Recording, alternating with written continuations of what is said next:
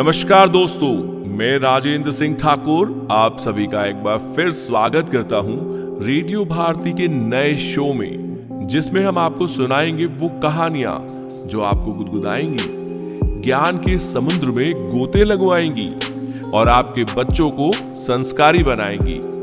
तो शुरू करते हैं अकबर बीरबल की वो कहानियां जो मजेदार है, चतुराई और हाजिर जवाबी के लिए जानी जाती हैं। कहानी का शीर्षक है सबसे बड़ा हथियार। बादशाह अकबर कामकाज के अलावा भी कई चीजों के बारे में बीरबल से बातचीत किया करते थे। ऐसे ही बैठे बैठे एक दिन बादशाह ने बीरबल से पूछा कि इस दुनिया में सबसे बड़ा हथियार तुम्हारे हिसाब से कौन सा होता है।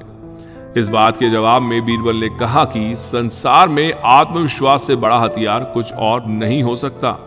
यह बात अकबर के समझ में नहीं आई, लेकिन फिर भी उन्होंने कुछ नहीं कहा।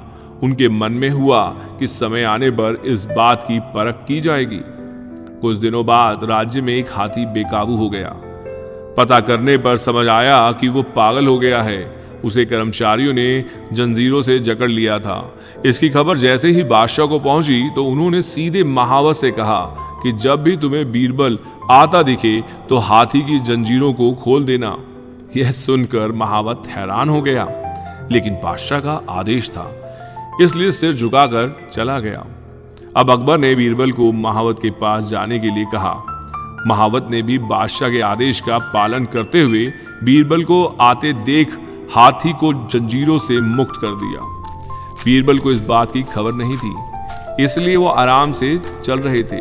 तभी उनकी नजर चिंघाड़ते हुए हाथी पर पड़ी।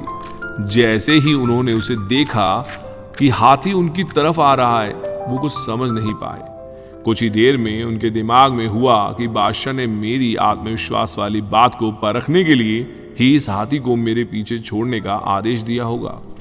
अब बीरबल इधर उधर भागने की सोच रहे थे, लेकिन ऐसा कुछ नहीं हो पाया।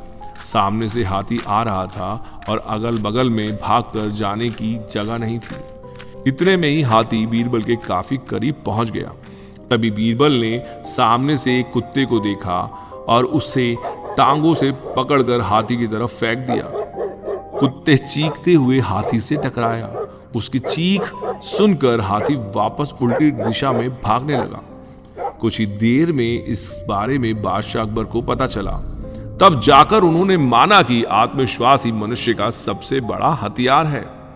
इस कहानी से हमें यह सीख मिलती है, हर किसी की बात पर यूं ही भरोसा नहीं कर लेना चाहिए। बात की जांच और परख करना जरूरी है।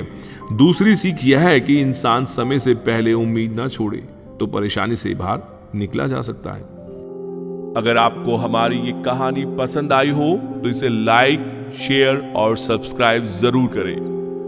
आप कोई भी सुझाव देना चाहते हैं तो कमेंट सेक्शन में आकर जरूर लिखें, क्योंकि आपके सुझाव हमारे लिए बहुत कीमती हैं।